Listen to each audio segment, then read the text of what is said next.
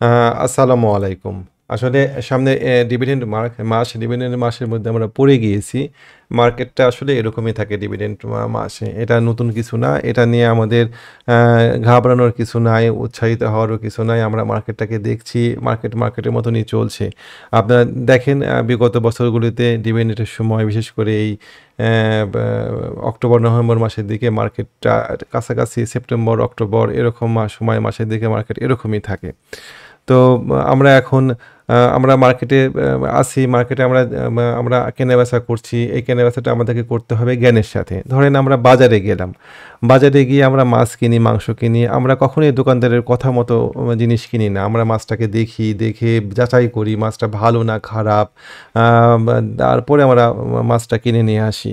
মাছটার চোখ দেখি, কানকো দেখি, মাছটার পেট দেখি, দেখার পরে আমরা মাছ কিনে নিয়ে আসি। অথচ শেয়ার কেনার ক্ষেত্রে আমরা অন্যের কথাতে শেয়ার কিনি। কোথায় শেয়ার কিনছি, কতগুলো শেয়ার কিনছি কোনো হিসাব রাখি না। দেখেন, আপনি বাজার করতে যাওয়ার সময় পকেটে ৩-৪ হাজার টাকা নিয়ে বাজার করতে গেলেন। যাওয়ার পরে মাছই ৩,০০০ টাকার কিনলেন না। কিনবেন না সাধারণত। কিনেন না, আমরা কিনি না। আমরা একটা পরিমাণ মতন মাছ কিনি, পরিমাণ মতো মাংস কিনি, শাকসবজি, চাল, ডাল ইত্যাদি পরিমাণ মতন কিনি। বাজারে গেলাম ৩,০০০ টাকা নিয়ে ৩,০০০ টাকা দিয়েই একটা জিনিস কিনে নিয়ে আসলাম না। আসি না সাধারণত আমরা আসি না। আমরা হিসাব করে টাকা নিয়ে যাই এবং হিসাব করে আমরা জিনিস কিনে নিয়ে বাড়িতে আসি। তো আমরা যখন শেয়ার মার্কেটে আসি তখন আমরা এই সাধারণ ক্যালকুলেশনগুলো করতে পারি না। আমরা অন্যের কথা অনুযায়ী শেয়ার কিনি। শেয়ার কোথায় কিনছি, কত উচ্চতায় শেয়ারটা কিনছি, কোন জায়গাতে শেয়ার কিনছি কোনো হিসাব করি না। আবার আমাদের কাছে যা টাকা আছে সব টাকা দিয়ে একটা শেয়ার কিনে ফেলে দিই। দিয়ে আমাদের টেনশন হয়, আমরা ঘুমাতে পারি না। আমরা পারিবারিকভাবে ভালো আচরণ করতে পারি না। অফিসে গিয়ে বা ব্যবসা ক্ষেত্রে স্বাভাবিক থাকতে পারি না। তা কেন হবে ভাই? আমরা যেমন ৳৫,০০০ নিয়ে বাজারে গিয়ে ৳৫,০০০ টাকারই মাছ কিনি না? সেরকম আমরা কোনো একটা শেয়ার যত ভালো মাছই হোক, যত সুন্দর মাছই হোক, যত টেস্টি মাছই হোক, আমরা ৳৫,০০০ নিয়ে বাজারে গিয়ে ৳৫,০০০ দিয়েই মাছ কিনে নিয়ে এসে মাছ কিনে বাড়িতে আসি না। ঠিক সেরকমভাবে একটা শেয়ারের খবর যতই আমরা পাই বা একটা শেয়ার অ্যানালাইসিস করে আমার যতই ভালো লাগুক, আমরা আমাদের সব টাকা দিয়ে ওই একটা শেয়ার কিনবো না। এটা আসলে তখন আর ব্যবসা থাকে না, এটা অন্য কিছু হয়ে যায়। আমরা এখানে ব্যবসা করতে আসছি, আমরা ব্যবসার রুল অনুযায়ী চলবো। এখানে এমন একটা সিচুয়েশন তৈরি করে ফেলে দেয় পরিস্থিতি যে আমরা তখন বাধ্য হই আমাদের সব টাকা দিয়ে একটা শেয়ার কিনতে। না, এইটা করা যাবে না। এটা করলে পরে এই ব্যবসাতে কখনোই লাভবান হওয়া যাবে না।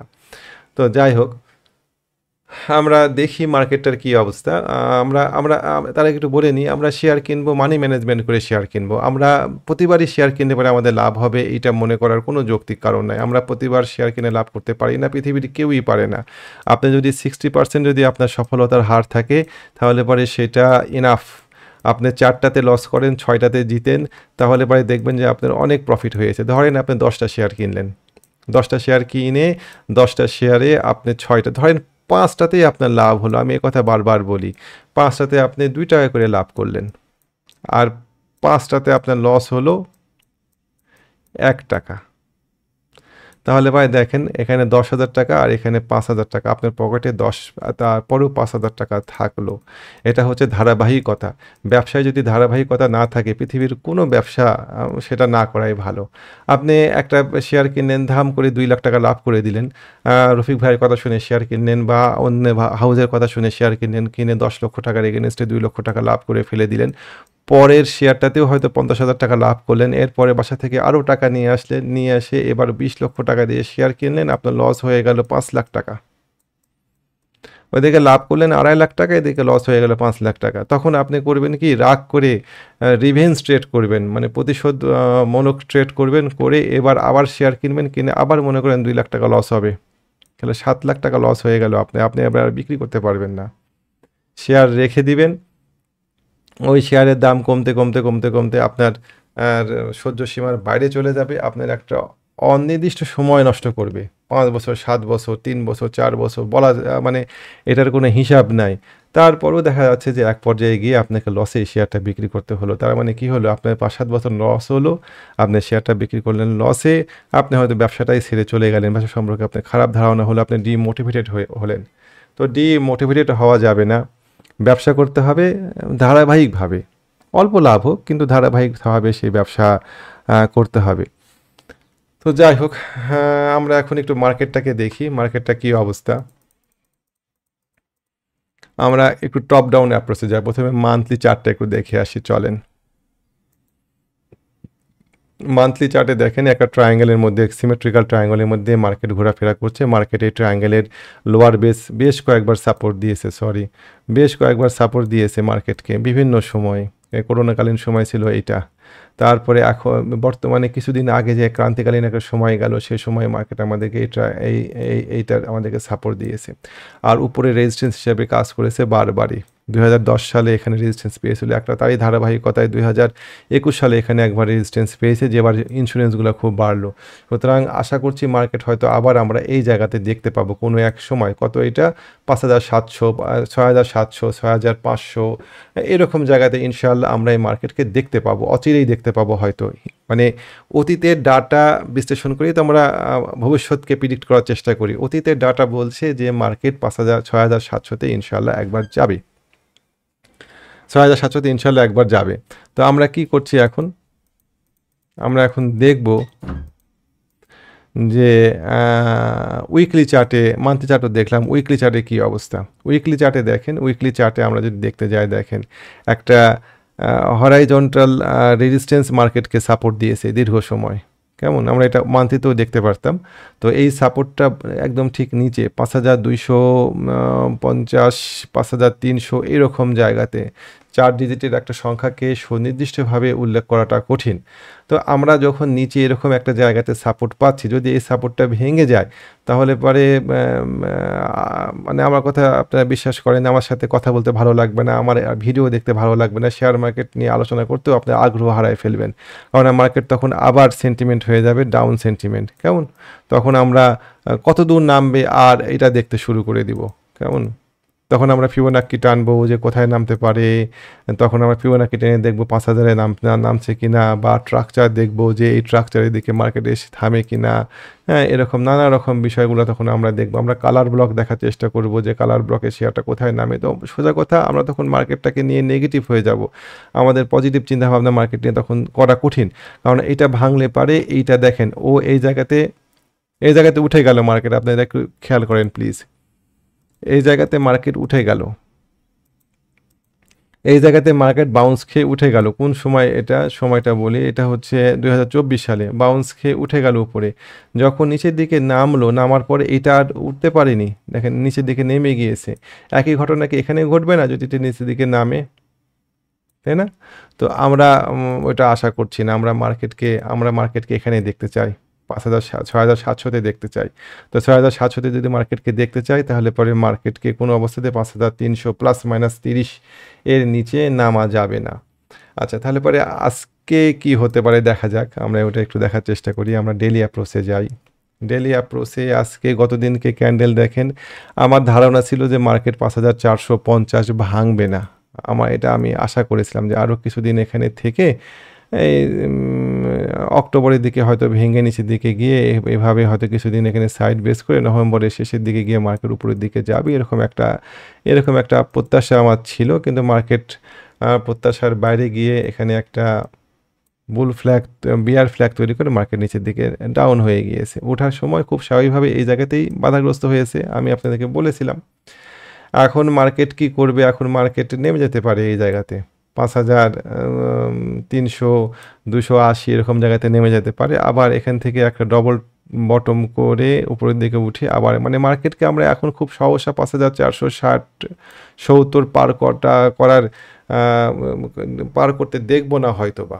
কেমন, আমাদের মার্কেট এখন 5,470 থেকে 5,300, 270 ধরেন, এই 200 পয়েন্টের মধ্যে মার্কেটের একটা আপ ডাউন আমরা দেখতে পাবো হয়তো বা, আল্লাহ মালুম। ঠিক আছে, 200 পয়েন্টের রেঞ্জিং করুক, এই রেঞ্জ করলেও আমাদের ব্যবসা হবে ইনশাল্লাহ। কেমন, তো এখন আজকে কি হতে পারে চলো আমরা দেখি, আওয়ারলি চার্টে দেখি আজকে কি ঘটনা ঘটতে পারে। আওয়ারলি চার্টে আজকে সমূহ সম্ভাবনা আছে মার্কেট 5,350, 60 এরকম জায়গা থেকে 5,300, ধরেন এই যে এটা যদি আমি ধরি তাহলে পরে 5360 এরকম জায়গা থেকে মার্কেট একটু উপরের দিকে বাউন্স করতে পারে মেবি। এখানে একটা দেখেন, এখানে একটা প্যাটার্ন হয়েছে, এখানেও একটা প্যাটার্ন হতে পারে মেবি। তো আমরা আজকে শেষের দিকে মার্কেটকে হয়তো পজিটিভ দেখতে পারি, দেখা যাক। যদি পজিটিভ না পাই তাতেও ঘাবড়াবো না, কারণ আমরা জানি মার্কেটের নিচে একটা সাপোর্ট আছে 5280 300 এরকম জায়গাতে। এটার নিচে মার্কেট নামবে না, এরকম আমাদের একটা মানসিকতা রাখা উচিত মনের মধ্যে। আচ্ছা, তো ইন্ডেক্স নিয়ে মোটামুটি আমরা একটা ধারণা পেলাম। চলেন আমরা কিছু শেয়ার দেখি। গতদিনকে বেশ কিছু শেয়ার ভালো মুভমেন্ট করেছে, তার মধ্যে আমার ওই পোস্টের নিচে অনেকেই মন্তব্য করেন। তো ওই মন্তব্যগুলোর মধ্যে থেকে যে কয়েকটা শেয়ার ভালো করেছে সেগুলো নিয়ে একটু আলোচনা করে চলেন। স্যালভো কেমিক্যাল, স্যালভো কেমিক্যালের ক্ষেত্রে সব মুছে দিই। স্যালভো কেমিক্যালের ক্ষেত্রে আমার ধারণা ছিল শেয়ারটা এই দেখেন এই জায়গাতে, এই জায়গাতে, এই জায়গাতে পার করতে পারবে না। কেন পার করতে পারবে না? ধারণা ছিল যে ও এই জায়গাতে রেজিস্ট্যান্সের মুখে পড়েছে 1 দিন 2 দিন। এটা ব্রেক করার সঙ্গে, সঙ্গে একটা বড় আ ক্যান্ডেল দিয়ে প্রায় এনগালফ ক্যান্ডেলের মধ্যে দিয়ে একটা এনগালফ করে নিল। এটা খুবই কঠিন একটা জায়গা ছিল এটার জন্য। সুতরাং এটা পার করতে পারবে না এরকম একটা ধারণা ছিল আমার। কিন্তু সে পার করে গিয়েছে। কেমন? সে পার করে গিয়েছে। পার করে যাওয়ার পরে সে এখানে একটা রিটেস্টও করলো। এটা কোনো ডেইলি চার্ট, একটা রিটেস্টও করলো। আম এই একটা ভালো মানে গ্রিন ওপেনিং মারুবুজু দিয়ে এটা ক্রস করেছে। এটা ভালো সিগন্যাল ছিল। তারপরে সে রিটেস্ট করেছে। তারপরের এই ক্যান্ডেলটা আমাদের মনের মধ্যে সন্দেহ তৈরি করে দিল। হয়তো সে আবার এটা 33 টাকা লেভেল, কেমন 33 টাকা 50 পয়সা লেভেল হয়তো আবার নিচের দিকে নেমে যাবে। নেমে গেলে পরে আমাদের আজকে আর এই আলোচনাটা করা দরকার ছিল না। তখন হয়তো সে খারাপ হয়ে যেত। কিন্তু না নেমে পরের দিনকে করলো কি, মানে গত দিনকে এই জায়গাতে একটা সুন্দর সলিড বডির একটা পজিটিভ বুল ক্যান্ডেল তৈরি করেছে। আজকে আমরা দেখব যে এই পিন বারের মাথা ক্রস করতে পারে কিনা 37 টাকা। 37 টাকা পার করতে পারলে আমাদের পরবর্তী টার্গেট হবে এই 40 টাকা এই জায়গাতে। সরি, এই জায়গাতে 40 টাকা 42 টাকা আমাদের পরবর্তী টার্গেট হবে। তো যাদের কাছে শেয়ার আছে তারা 40 টাকা 42 টাকার রেঞ্জে কিছু শেয়ার সেল করতে পারেন। আমি পরামর্শ দিব সেল করার, কেননা প্রফিট টেক করতে হবে ভাই। আমরা প্রফিট দেখতে পাই অনেক আমাদের পোর্টফোলিওতে, কিন্তু আমরা প্রফিটগুলো টেক করতে পারি না। আমরা লাভের লস বলি, যে আমাদের লাভ হয়েছিল অনেক কিন্তু আমরা নিতে পারিনি, আমাদের লস হয়ে গিয়েছে। তো আমরা কিছু কিছু জায়গাতে কিছু কিছু শেয়ারে প্রফিট টেক করব। ধরেন আপনার কাছে 100টা শেয়ার আছে, এই 100টা শেয়ার নিয়ে আপনি এই 18 টাকা থেকে ধরেন এই শেয়ারটা চলে যাবে 100 টাকা ধরে নিলাম, বা 60 টাকা বা 70 টাকা যাবে। এই 10 টাকা থেকে 70 টাকায় 100টা শেয়ার নিয়ে আপনার ক্যাপাসিটি 100টা মনে করেন, আপনি যেতে পারবেন না। আপনার মনের মধ্যে অস্থিরতা হবে, কারণ ও তো আর টানা এভাবে যাবে না, যাওয়ার পথে না ভাঁজ দিয়ে যাবে। তো আপনি সহ্য করতে পারবেন না, আপনি ধৈর্য রাখতে পারবেন না। কিন্তু যদি আপনার ক্যাপাসিটির মধ্যে থাকে তাহলে পরে আপনি সুন্দর শেয়ারটাতে শেষ পর্যন্ত প্রফিট নিতে পারবেন। তো আমরা 40 টাকা লেভেলে কিছু প্রফিট এই শেয়ারটা যাদের কাছে আছে তারা নিতে পারেন। যারা নতুন করে কিনতে চান তাদের ক্ষেত্রে স্টপ লসটা অনেক নিচে হয়ে যায়, কেমন 31 টাকা স্টপ লস হয়ে যায় যাদের নিতে চান। এত স্টপ লস নিয়ে শেয়ারটা কেনা, আমরা যদি আওয়ারলিতে যাই তাহলে এখনো ছোটোখাটো স্টপ লস দেওয়া যায় কিনা দেখি।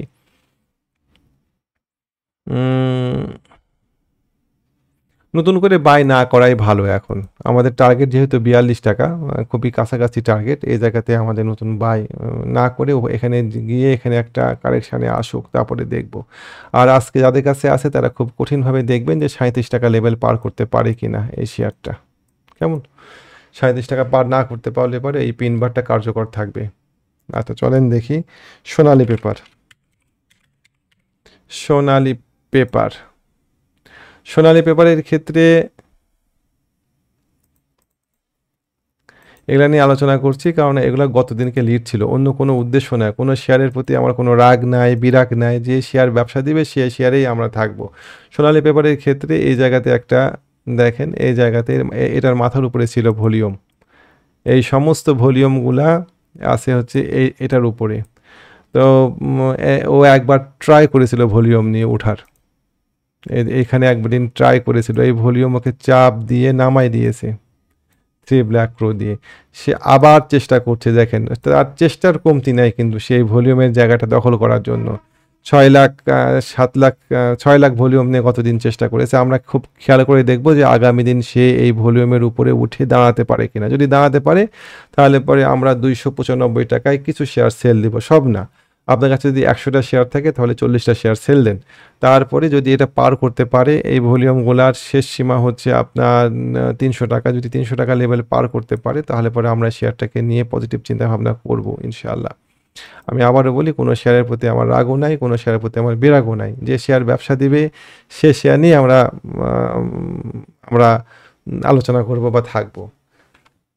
তো মোটামুটিভাবে আর ডিভিডেন্ডের মৌসুমে দেখেন সিভিও কত ভালো ডিভিডেন্ড দিল।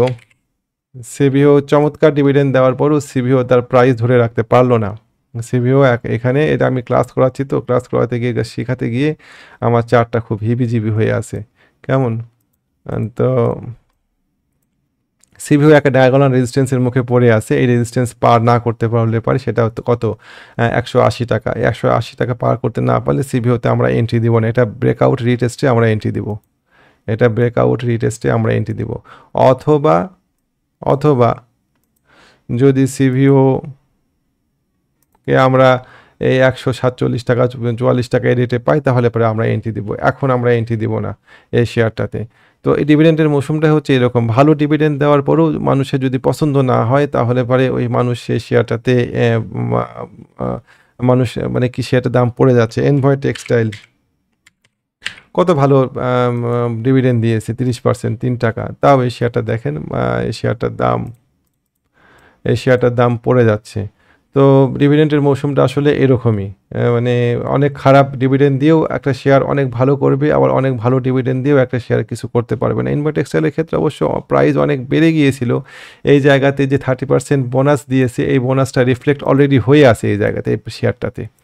শেয়ারটার দাম ধরেন উঠছে কোথা থেকে, 40 টাকা থেকে 60 টাকায় উঠছে। তো 30% বোনাস দিলে পারে শেয়ারটার যে দাম হওয়ার কথা ছিল অলরেডি এই এনভয়েস টেক্সটাইল সেই দামে পৌঁছে গিয়েছে।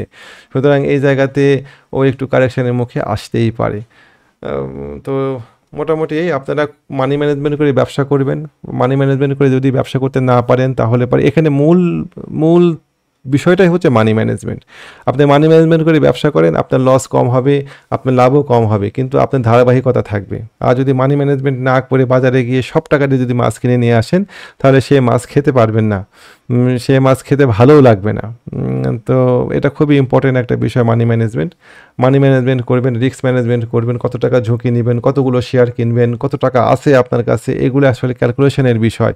এই ক্যালকুলেশন করা থাকলে পরে আপনি যে কোনো মার্কেটে যে কোনো সময় আপনি শেয়ার কেনা বেচা করতে পারবেন এবং আপনার কাছে সব সময় টাকা থাকবে হাতে। আপনি আটকায় যাবেন না কোনো একটা শেয়ারে। আশা করি বিষয়গুলো আপনাদেরকে বোঝাতে পেরেছি। জি, আসসালামু আলাইকুম ওয়া রাহমাতুল্লাহ।